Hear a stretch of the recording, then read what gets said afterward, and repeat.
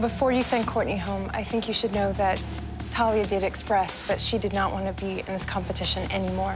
Just Celia, you know, after she did what she did, the first thought that went through my head is to punch her in the face. But, you know, after about 10, 15 minutes of cooling down, and even now, Celia is who she is, and I don't judge her for what she did. You know, she thought that what she was doing was right, and I can't hold that over her head.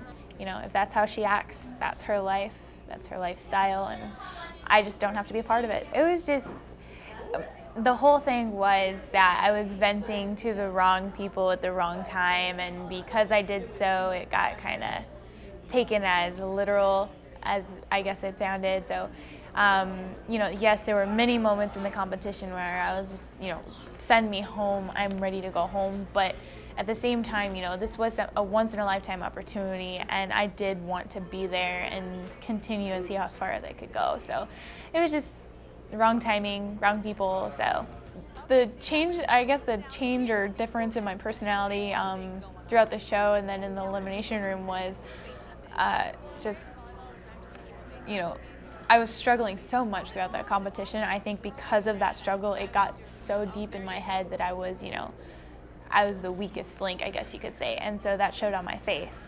Being told that I'm not telegenic was kind of like a shocker, but I don't know. Like I was trying to figure out how they thought I was not telegenic, and I almost asked for an explanation, but I realized I didn't deserve an explanation. They're the judges. I'm just, you know, simply competitor. So, you know, like I said, everybody's, you know, welcome to their own opinions, and if they think I'm not telegenic, that's their opinion, and hopefully one day I could prove them wrong.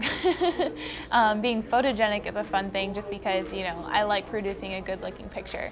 And, you know, in doing so, I hope that I can make my way into the industry with even more good looking, you know, photos that actually get me somewhere in this world, you know.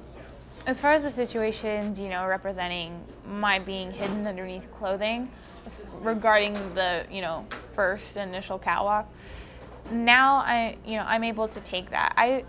I think the reason I struggled with that at that time was so difficult because I wasn't expecting it, you know, because I think I had it embedded up in my mind that they knew exactly what my struggles in life had been. And I, you know, somewhat thought that maybe they wouldn't present that initial challenge, I guess you could call it, to me in such a way.